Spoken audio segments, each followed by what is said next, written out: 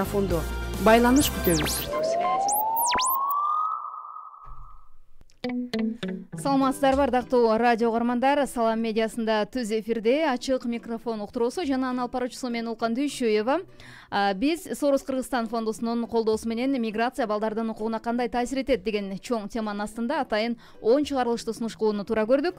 Бүгүнкү алгачкы берүүбүздүн темасы жашы жете элек балдарды расмий камкордукка алуунун мааниси жана жолу деп аталат. Мына ушул программабыз бул ток-шоу форматында өтөт жана программага атайын конокторду дагы чакырганбыз. Тааныштыра кетейин. Баткен райондор аралык социалдык өнүктүрүү башкармагынын баш кадиси Салима Көкчөева эжекебиз. Кош келипсиз. Жана ошондой эле Агата мектебинин социалдык педагогу Айгүл Мадаминова эжекебиз. Саламатсыздарбы?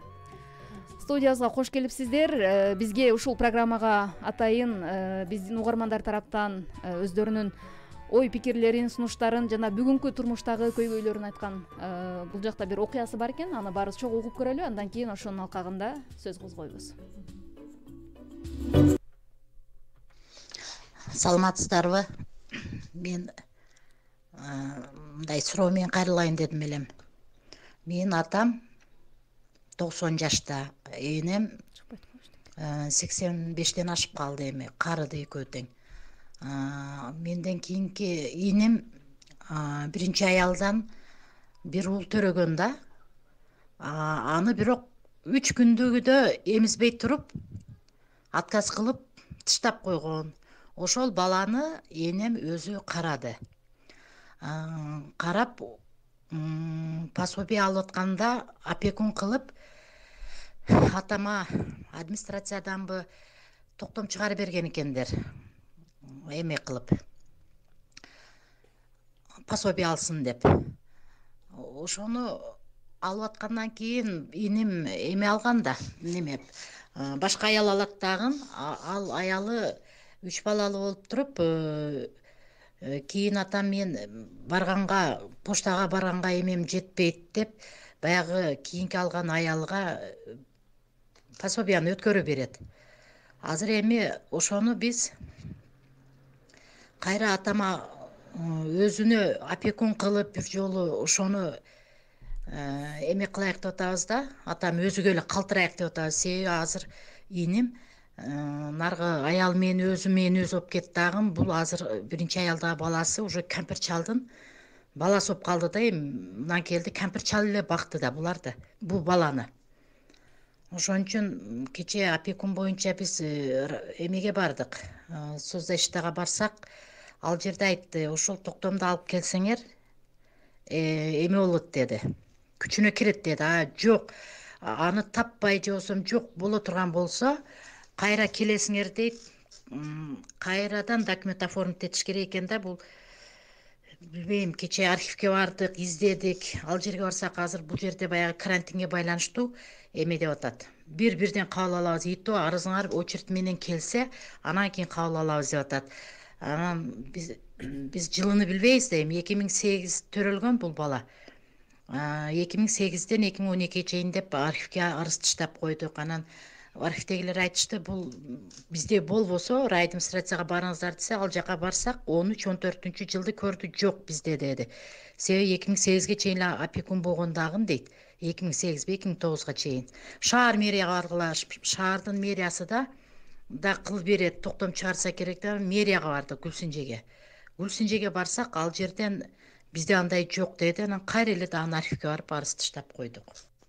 Бирок ал токтомду кече Гүлсинже айтып аткан неме деп. Соцзащитанын өзүдөн ушундай камкордукка алынсын, анан опекун деп туруп өздөрүдөн токтом чыгарылган дейт. Бирок ал эме 2008-ден эми 12-ге чейинкиси айтышып атат неме деп. Архивке өткөрүп таштаган деп. 12-ге чейин өткөн деди да архивдегилер. Ошого ошол документтерини кантип тууралап, кантип өткөрүп алсак болот. Ошону эме кылайын дедим элем. Негизи бул эженин окуясы баарыбызга эле түшүнүктүү болду окшойт. Ардактуу радио каармандар, дагы сиздерге эскерте кетели. Бүгүнкү биздин темабыз жашы жете элек балдарды расмий камкордукка алуунун мааниси жана жолу деген теманын алкагында сөз кылып атабыз. Анда алгы сөздү Салима эже сизден баштасак. ушул Баткен облусу боюнча канча камкордукка алган адам бар, деги эле камкордукка алуу боюнча алардын аракеттери кандай болуп атат бүгүнкү күндө? Саламатсыздарбы? Мен Баткен райондор аралык эмгек жана социалдык өнүгүү башкармалыгында үй бүлө жана балдарды колдоо бөлүмүндө баш кадис болуп эмгектенем.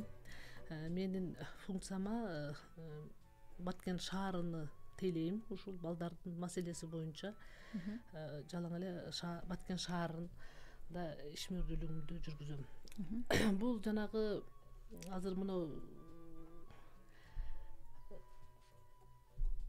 айтып өткөн эмени бул бизге кайрылган бул кыздар, бул үй бүлө. Бул деген 2008 жылы бала төрөлүп атат.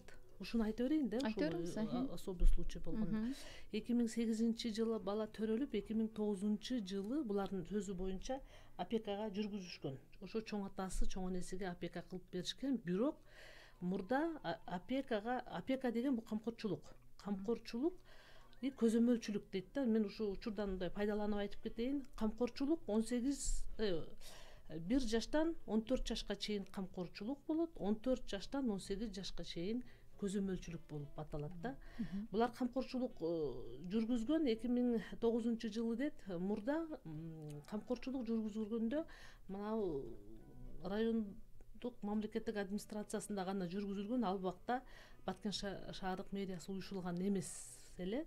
Баткен шаарынын, Баткен райондун тургундары ошол райадминистрацияга кайрылып, ошо өзүнүн эле токтому чечими менен комиссияда каралып камкордукка берилет эле. Азыр 2012 жылдан бери Баткен мындай сот тарабынан камкорчулук белгиленип калган да. Булардын арызы боюнча айтат элем, булар жүргүзүлгөн, бирок булар жоготуп алышкан эмесин. Ушул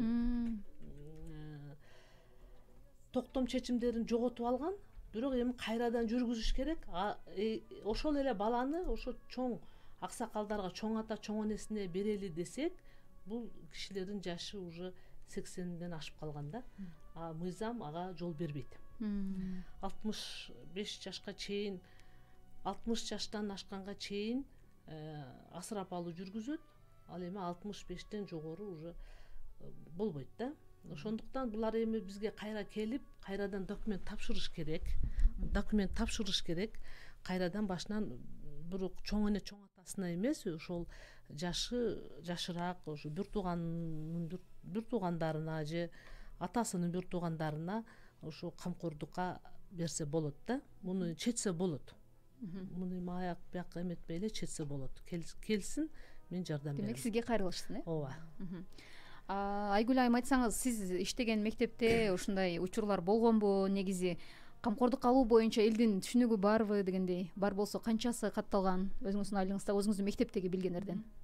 Саламатсыздарбы, урматтуу угармандар. Мен ушул Баткен шаарындагы Четбула кварталындагы Садак Агат атындагы орто мектебинде соцпедагог болуп эмгектенип келем.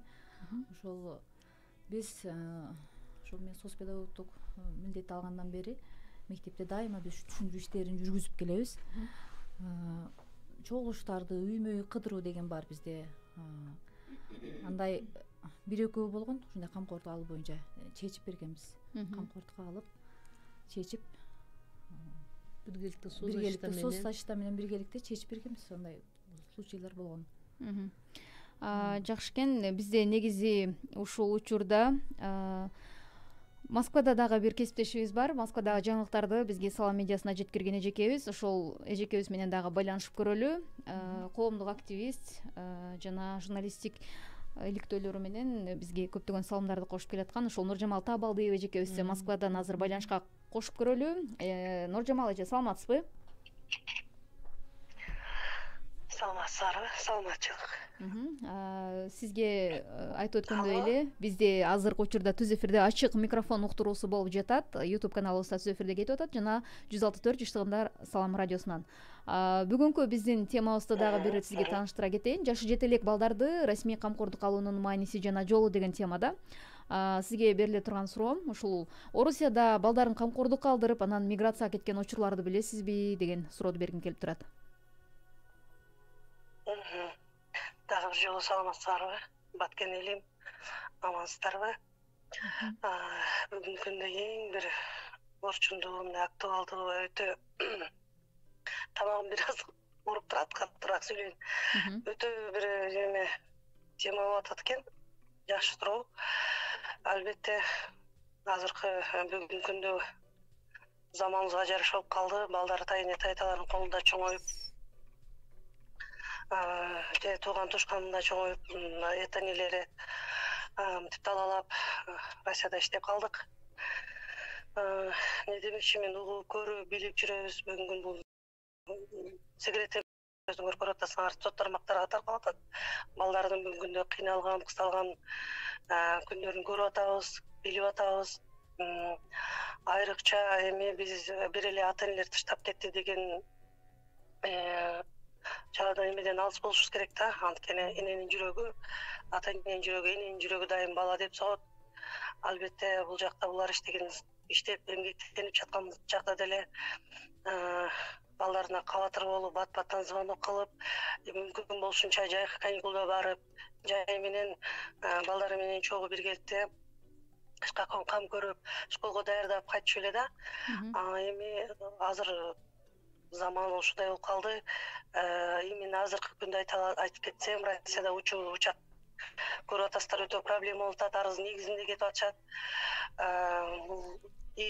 Кеткен чакта деле кайра назад кайтууга 2 жылга жол жок деген бир эмелер чыгып атат да. Ошон үчүн көп эле ата энелер уже бара албай калат окшойбуз деген эле эме менен калатышат. Бул албетте бул балдарга бул өтө эме да. Дагы бир чоң, кандай десем, сагыныч, кусасы эме болуп күтүп аткан мезгилде бирок бара албай калса дагы кандай болот экен деген ушунчалык бир эме болуп атат, сезинбайдык эме болуп атат да бизгечи. Анан деген ошол өзүм как активист катары, патриот катары, ошол эле волонтер катары деле и вообще ошол элчилик менен чогуу өкүлдөр менен иштешебиз. Колл-центрде комиссияда отургандан көбүнчө эле ошол кетүүгө звонок кылган арыздардан негизинде мен бекишөнү мисал келтирип кетсем, айтып кетүүгө туура келип атат да, мындайча айтканда. Хотя анонимныйлердеги болот звоноктор. Алыска барбайын, өзүнүн баткендиктер чалып атат. Бир келин чалды. Эжеке, мен сиздин WhatsApp-ыңызга да сүрөттөрүн жиберем, жардам кылыңыз. Эчтеке көзүмө көрүнбөйт, мен кетишим керек, балдарым аусынымда калган. Аусыным деген өтө балдарыма катуу жесткий мамиле кылып, уруп сабап дегендей ушундай неме зомбулук көрсөтүп атыптыр. Балдар жашырып жүрүп, акыры ушу туугандарына качып барып, анан эметиптир да. Бул жыл бою канча убакыт өттү билбейм. Действительно WhatsApp-тан сүрөттөрү келди. Кыз школга кире элек 7 жашар кыз экен, 6-7 жашар бала, 2-класс экен баласы. Кыз бар жогу бети башы көк эле, көк баткен чайдын калдак жеген да, катуу сабаган. Анан баягы агасы 2-класстагы бала кучактап, мени уруңуз, мени сабаңыз деп кучактап турган үчүн анын бүт артындагы далдары көгөрүп кеткен. Бул бир көрүнүш, бул канча жолу болгону дагы дайынсыз да турабы. Анан баягы эне айына акча салып ишенип жүргөн эне албетте бүгүнкү күнү тамак аш болбой, түнү уйку болбой, аябай заланып ыйлап отурган кезде эркекке каршы мындай случайлар даже учура албайбыз. Өзү критериялар бар, ошолор гана учуп атат. Ош бойлуулар, жаш балалуулар, анан ушул жакындары каза болгондор болуп атат да. Азыр дагы чалып ыйлап турат, эже, мен уже 5 күн болсо эми кетүүгө даярмын депчи. Демек ошол сизге кайрылган бул эже эч кимге документ жүзүндө мыйзамдуу камкордукка тапшырган эмес. Жок, ошондой болуп атпайбы? Мен айттым давай, анда муну жөн калтырбаш керек, жоопко тартылыш керек. Бул оңой иш эмес, бирөөнүн баласын эле сабап. Дегенде биздин баягы билесиң, өзүңөр билесиңер, кыргызчылыгыбыз бар, тууганчылыгыбыз бар, эл журт эмне дейт, жолдошум агасы, кошунак болоң, тууган уруктун алдында сөз болуп калабыз. Арыздан албайм, просто мен кетип эле баламды алышым керек деп атат.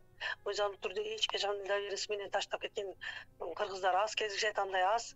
Сен айткандай ушул мыйзамдаштырып, договор менен урбайм, сабайм, аймай ушундай эметем деп бир жазып бергенде, дагы бир башка жол болсо керек эле. Мындай случайлар абдан көп. Эми ошол колумдан, мен өзүм как комиссия отурган катары колумдан келишинче жайыкча өзүм баткендиктери мына угуп атат, көрүп атат. Канчасыны кетүүгө жардам бердим. И то ушул өтө тяжелый случайлар менен кетип атышат да. Баласы комага түшүп калыптыр. Кете албайт, 1,5 айдан бери арыз жазган, арыз ал жерде каралбайт эмес, каралбайт ирети менен да. Ыйлап чыккандан эле бир ооз кайрылган күнү эле кошо барышып, көрсөтүп эмелерин бүт кагаз документ справка сүрөттөрү менен эметип туруп бир күнү эле жибердим. Өзүм Баткенде келин экен. Анын баласы комада жаттыр. Анын ыйлаган эмелери до сих пор менин жүрөгүмдө турат. Эже 1,5 айдан бери чай ичкенимди билбеймин, уйкум жок. Балам көзүн ачпай жатыптыр деп. Ошондой эле ата-энеси ошол баласы, улуу кызы каза болуп калгандарга өзүм күбөмүн, өзүм аэропортто турамын. Ушунчалык таштагандан кийин бул жактагы ата-энелерге дагы өтө кыйын да. Жеке кызын таштап кетсе, ал сууга чөгүлүптүр. Сууга чөгүп кетиптир, каралбай калган бала. Кыз секирип ыйлап атат, мага билет, мен кетишим керек депчи. Бир жаш өспүрүм, узун болуп, жаштакай бала экен, 16 жашта. Боз үйдө жаткан уже, сизди күтүп атабыз, коюшубуз керек деп. Ал секирип ыйлап атат, мен кетишим керек, мен балам муну өлтүр деп. Муну өлгөндөрүбүз көрүп атабыз го, былтыр дагы көрдүк. Ата-энеси жок үчүн жоголгон акчаны жанагы балага төңгөп коюп атпайбы? Же болбосо сабаган баланы көрүп атабыз, соц тармакта ата-энеси Россиядан акча салып турат экен. Зор зомбулукка алып, чоң балдары сабап, акча тилеп туруш экен да. Ушундай случайлар көп. Ошого эми ошол жаштар, ошол ар кандай коюм муундар ушу теманы көтөрүп чыккан аябай жакшы. Бир кандайдыр бир мыйзамдаштырып, бир кандай бир эмеге киргизип, бир жол жобосун табыш керек да. Бир биз мисалы үчүн бул жерде бүт коомдук активисттер, жети дубан активисттери биригип туруп, даже кайрылуу жасап, бир эме конференцияларды тегек столдордо өткөрүп атканбыз бул темада. Школ интернаттарды ачсакпы, чем тууган уругун колуна караганда школ интернатта эле окуп билим алып, тарбия алса кандай болот деген бир темаларды козгоп чыкканбыз. Ошон үчүн бир эмени чыгарып, бир жыйынтыктап туруп, ошол жөн эле бир жерде ар жерде беседа кылып, ар жерде конференция тегерек стол өткөрүп, жаза бериштин кереги жок, бир иш кылып, ошол именно ушул каралбаган балдарды, ташталып кеткен балдар үчүн бир мыйзамдаштырып, жаштакай бир эмени ойлоп табыш керек болуп атат. Чоң рахмат Нуржамал эже, сизге ийгиликтер болсун. Буйруса дагы сиз менен кабарлашабыз. Ушул Нуржамал эжеге айткандай учурлар өтө көп эле кездешет. Биз бир четин гана уксак керек. Ушундай көйгөйлөрдө эмне менен кантип чечишибиз керек? Негизи эле ушул камкордук алуу боюнча документтерге эмнелер керек деген суроолду бергим келип турат да.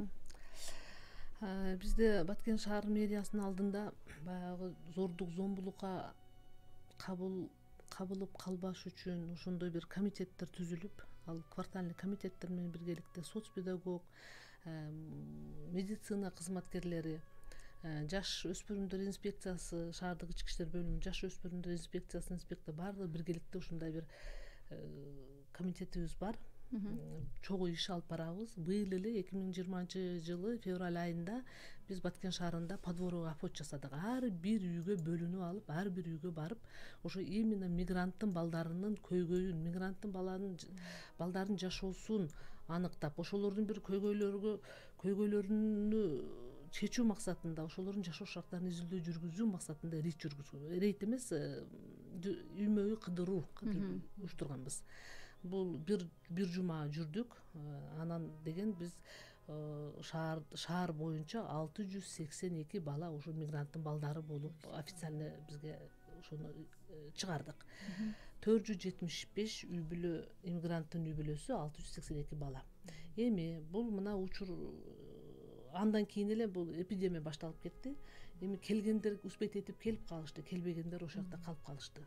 Эми именно ошол учурда бизде деген зордук, зомбулукка кабылган балдарды тапкан жокпуз. Бирок ошо кээ бир учурларда ата-энеси экөө тең кетип калгандар бар. Кээ бир учурларда, кээ бир үй бүлөдө атасы кетип, энеси калган, же энеси кетип, атасы калган. Ошондой үй бүлөлөр бар да. Эми баягындай тайыне тайта, чоң эне чоң атасынын колунда калган балдар бар. Бул албетте өзүнүн ата-энесидей көзөмөл болбойт, сөзсүз түрдө. Эми жетиштүү өзүнүн ата энесидей бере албайт да, көп көзөмөл болбой калат. Эми ал деген барып ошо мектепке таасир тиет, сабактан начарлайт, сабакка баруусу азаят. Эми бул деген ар бир ата эне учурдан пайдаланып айтып кетет элем, ар бир мигрант ата эне эми мүмкүн болушунча ошо ата энесинин бирөөсү калса жакшы да. Башка чочун эмес, эми чоң ата тайтасынын колунда калбай, ошо ата энесинин бирөө калса жакшы да. Эми анан турмушка байланыштуу кээбиркилер үй жок, там проблемасы болот, анан экөөп кеткен учурлар да бар да. Эми ушул учурдан пайдаланып айтып кетет элем, ошо кетип атканда өзү бизге келип, мына социалдык өнүгүү башкармалыгынын үй бүлө жана балдарды колдоо бөлүмүнө келип, биз мына кетип атабыз ушул күнү, же ушуну кандай кылсак болот деп макулдук нотариус аркылуу макулдугун таштап бизге кетсе, ошо соцзащитанын өзүнүн буйругу 6 айга чейин биздин буйрук жарайт да, 6 айга чейин биз моментально буйрук чыгарабыз. Ушул бала ушул кимдин карамагына көрсөтүп ошо буйрук чыгарабыз, ошол кадимкидей күчү бар, юридический күчү бар, 6 айга чейин ошо иштейт да. Эми 6 айга чейин кээбиркилер келип калат, келбей калса макулдукту берип кетип атат да, биз сотко кайрылабыз. Келбесе ошо сотко кайрылып, анан соттун чечими менен ошо баланы камкорчулукка алып беребиз ошол адамгачы. Ошол соттун чечими чыккандан кийин ошол адам камкорчулукка баланы алып аткан адамда кандайдыр бир мындай жоопкерчилик пайда болот да. Анан жөн эле алып алып эле бир сумканы таштагандай кылып эле таштап кетсе, конечно, кетти, келди деп мындай жоопкерчилик жок болот да. Ошон үчүн юридикалык жагыга жакшы көңүл бурса ата энелер, бизге келип айтса, бизге бизнес коюп кетсе, ошо бала мындай көзөмөлү болот да. Бизге келип айткандан кийин бала айтып кетти деп бизде уже соц педагогдорго айтабыз, там квартальный комитеттерге көңүлдөр бурулат, көңүл бурулуп кандайдыр бир балага таасир этет да, баланын тарбиясына таасир болот да, аяк бияктан көзөмөл болот. Ушундайлар мындай аз болуп атат да, жоопкерчиликсиз ата энелердин жоопкерчиликсиздиги болуп атат да, балага болгон баардыгы экономика, турмуштун айынан да. Жумушсуздуктан, биздин чет булак кварталында, мисалы, жаңы шаарча болгондуктан жаңы көчүп келген үй жай бүт электер аябай көп да. Мигранттын балдары аябай көп, баардыгы эжеси, жеңеси, тайкеси же тайтасы, чоң атасы ушундай колдо бир 40 бала бар мигранттардын балдары. Түшүндүрүштерин жүргүзүп, аябай биз айтып келгенибиз менен баары бир турмуш шарттары туура келбейт экен, таштап кеткенге туура келип калат экен да. Ошентип экөөтөн калганга туура келбей калат экен кээде. Ушул таштап кеткен, мисалы ата энелер таштап кеткен балдарды камкордукка алууну көздөбөсө, анын артында эмне күтүп турат жеке пикириңизде? Конечно, баягы кылмыштуулук, уурулук, зорлук зомбулукка кабылып калат. Ушунун баардыгы ушу мигранттардын балдарынан чыгат да. Биз изилдеп чыкканбыз. Бул мектептин учетунда дайыма биз гарано менен, соцзащита менен билдирип турабыз дайыма. Миграцияга келип кеткен балдар сразу билдиребиз, ата энеси кеткен балдарды. Бүгүнкү күндө барбы ушундай өлүм менен аяктаган учурлар сиздердин мектепте, же болбосо кандайдыр бир трагедия менен аяктагандар? Жок, бүгүнкү күндө Кудайга шүгүр андай жок, бирок алдын алуу иштерин жүргүзүп келатабыз. Бирок ошол эле учурда мектепте сабакка барбай койгондору кездештирүүгө болот, окуусун таштап койгондорго. Сабакка барбай коет, жеңесинин колунда, тайкесинин колунда калган балдар, алар базарга, ишке чыгып кетсе, балдар үйдө уктап калат. Анын көзөмөл жок, туура сабакка бар деген жок. Анан өзүбүз барып, байланышып атып, үйүнө барып, ушундай учурлар болот да.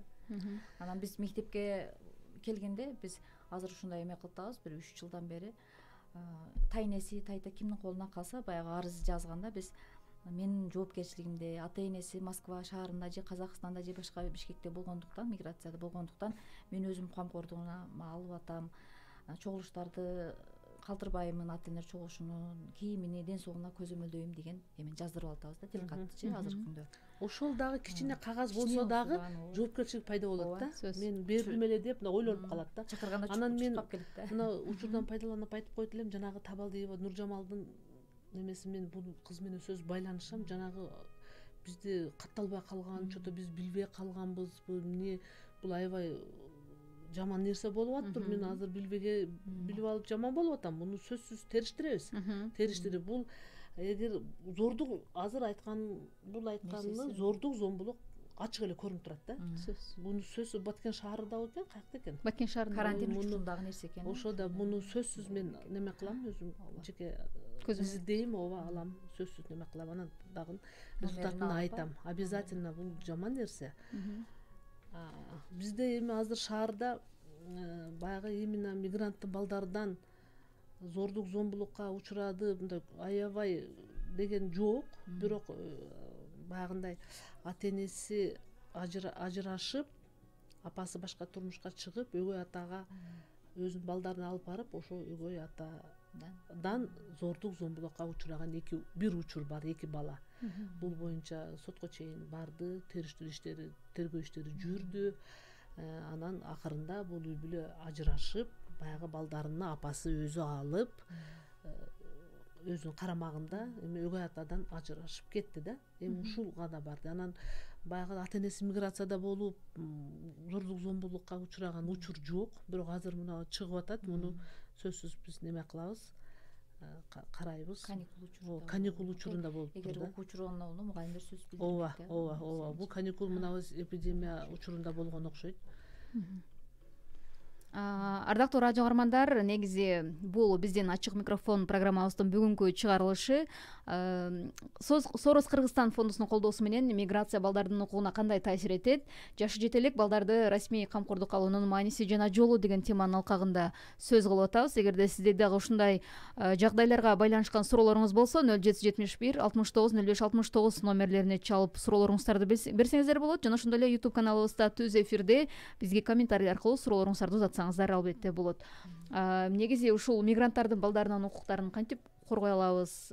Демек, азыркы эле биздин Нуржамал эжекебиз айткандай учурларга кабылганда эң алгачкы көрүлгөн аракеттер кандай болушу керек? Биринчи эле биз эми ошондой учурлар болгондо биринчи эле биз балдарга барабыз. Балдардын келбетин карайбыз, балдар менен сүйлөшөбүз, балдардын арыз муңдарын угабыз да. Анан калган андан кийинки териштирүү иштери жүргүзүп, биринчи эле ошо ата энелери себептерин аныктайбыз. Неден чыкты, неден улам чыкты. Анан ушул эмеден баягы камкордукка алып атканда бизге, мен жанагы аягына чыкпай калдым. Эме кылганда, таштап кетип атканда биринчи бизге келип, ошо 6 айлык буйрук деген болот. Документтер, бир топ документтер бар, ошолорду алып келиш керек да. Баягы Ошолорду айтып өтсөңүз. Камкорчу деген ден соолугу жакшы болуш керек. Мисалы ошо ата энеси камкорчу ким болсо, жашы ошо 70тен ашпаш керек да, желательно баланы карай турган болуш керек да. 65-70тен ашпаш керек. Ден соолугу чың болуш керек, соттолбогон болуш керек. Анан ошол так үй болуш керек. Психический эмеси болбош керек. Ооба, потому что баланы психбольной камкорчуга берсек, кайра зордук зомбулукка учурап калышы мүмкүн да. Ошол үй болуш керек. Анан сөзсүз түрдө бизге арыз түшкөндөн кийин ошол камкорчунун баягы жашоо шартыга изилдөө жүргүзөбүз. Анан корутунду беребиз, сотко кайрылып, анан документтерин алып баргандан кийин ошол эме камкорчулукка чечим чыгарып беришет. Бул бир топ документтерди топтош керек да. Кыргызстанда балдарын кароосуз калтырган эмгек мигранттары жоопко тартылабы? Кароосуз калтырган,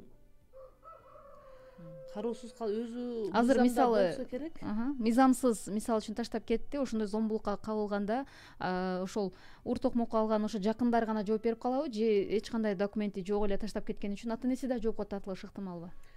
Жоопко тартылганын билбейм го, бирок эми кандайдыр бир административдик жоопко тартылат. Өзү мыйзамда бар да, баягында 365 административдик кодекси 365 беренеде каралган. Бул баягы комиссия, балдар менен иштөө комиссиясында каралып, ошол жерден бир чечим чыгарып жоопко тартса болот да. Бирок уголовный эмес, кылмыш эмес, бирок административдик. Эми андан бала өтө оор эмеге учурап калса, может тергөө болуп, өзүнчө бир немелери болсо экен. Энелик укуктан ажыраганга чейин. Ооба, эми өтө көйгөйлүү неме болсо, ата энелик укуктан ажыратуу ал да каралат. Бизде дагы бир суроо бар экен бул жерде. Балдар кодексине түзөтүүлөр иштелип чыккан дейт. Мыйзам долбооруна ылайык эмгек мигранттары өлкөдөн чыгып кетүүдөн мурун балдарды көзөмөлдөө үчүн убактылуу ишеним кат берүүгө милдеттүү. Бул канчалык деңгээлде ишке ашып жатат дейт. Бул суроого жооп бердик, дагы бир сыра кыскача. Жок, ошол келип эле ошол биздин ата энелердин жоопкерсиздиги болуп атат. Эч ким антип таштап кетпейт да. Единица гана, 1-2 адамдар гана болбосо, мына кетип атабыз, мына антип атабыз деп атак тура калып эле кетип калып атышат да. Бул аябай көйгөй, баарыбызга көйгөй мамлекетте. Мына быйыл эменин президентибиздин региондорду өнүктүрүү жана балдарды колдоо жылы болуп аткандан аябай балдарга ага чейин деле мындай балдарга жакшы көңүл бурулуп келген. Азыр деле бурулуп атат, бирок эми ошо ата энелердин жоопкерсиздиги көбүрөөк болуп атат да. Негизи биздин ушул программабыздын алкагында, ардактуу радио угармандар, дагы бир сыра эскерip кетели. Биздин бүгүнкү программабыз жашы жете элек балдарды расмий камкордукка алуунун мааниси жана жолу деген теманын алкагында сөз кылып жатабыз. 2019-жылга карата эмгек миграциясынын кесепетинен Кыргызстанда 277 миңден ашык бала ата энесин көзөмөлсүз калган экен. Быйыл 2020-жылы дагы канчалык деңгээлде өстү, аны статистика боюнча текшерип көрсөк болот. Негизи ушундай көйгөйлөр кайталана берсе, мунун арты чындыгында кейиштүү деп айтсак жалгынчтык болбос. Анда сиздерге эркин микрофон берейин. Программабыз аягына чыгып калды. Дагы бир ирет ушул балдарын таштаган же болбосо таштайм деп турган биздин жарандарга өзүңүздөрдүн кеп кеңешиңиздерди жана ушул документ жактан пикирлериңиздерди айтып алсаңыздар болот. Рахмат. Мен ушул учурдан пайдаланып, ушул миграцияга же тышкы ички миграцияга барып аткан, кетип аткан ата энелерге айтып кетет элем, ошо балдарыңыздарга балдарды жакшы көрүп, балдардын келечеги үчүн ушу жакшы жоопкерчиликтүү болуп, бирөөгө таштаганда бир расмий бир келип айтып, ошо документ жасатып алып таштап кетсеңиздер жакшы болот эле. Эми мүмкүн болушунча ата энелердин бирөө дагы балдар менен калса, бул эң жакшы болот эле да. Эми чочуң башка адамдарга таштабаңыздар деп айтмакчымын да. Чоң рахмат. Мен да учурдан пайдаланып айтып кетким келет. Ушул карантин учурунда, ушул пандемия, каникул учурунда балдар аябай камкордукка муктаж болуп турат азыр. Ошол балдар баягы карап камкордукка алган балдар, ата энелер же бир тууган жакындары аябай балдарга кылдаттык менен мамиле жасаса, анан ушул тилекке каршы карантин учурунда балдарын эркелетип үйдө жанында боло албаган, алыста жүргөн, миграцияда жүргөн ата энелерге тезирээк аракетин кылып, жол жобосун таап, кайрылып келип, балдардын жанына келип, ошол балдардын жанында болушуну каалап кетет элек. Балдарды аябай эркелетип, жанында болушуңуздарды биз каалайт элек. Балдарыңыздарга келечекте кандай тагдыр күтүп туратын белгисиз. Ошон үчүн урматтуу ата энелер, балдарыңыздардын жанында болуңуздар демекчимин.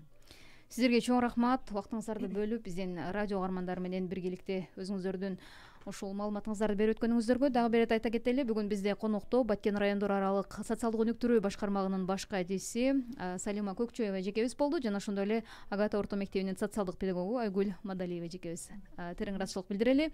Ардактуу радио угармандар, ачык микрофон уктуруусу бизге 10 берүүдө дал ушул миграцияга кабылган жаштардын балдары тууралуу сөз болмокчу. Андыктан ар бир берүүдө өзүңүздөрдүн пикириңиздерди калтырып жана сиздерде кандай көйгөйлөр болуп атат, бизге суроолоруңуздарды калтырсаңыздар албетте болот. Бул программаны даярдоодо Soros Кыргызстан фондунун демилгеси менен, көмөгү менен даярдалды жана бүгүнкү эфирде айтылган пикирлер алардын көз карашын чагылдырбайт деп дагы бир эскерте кетели. Кызматыңыздарда Улкан Дүйшөева болдум.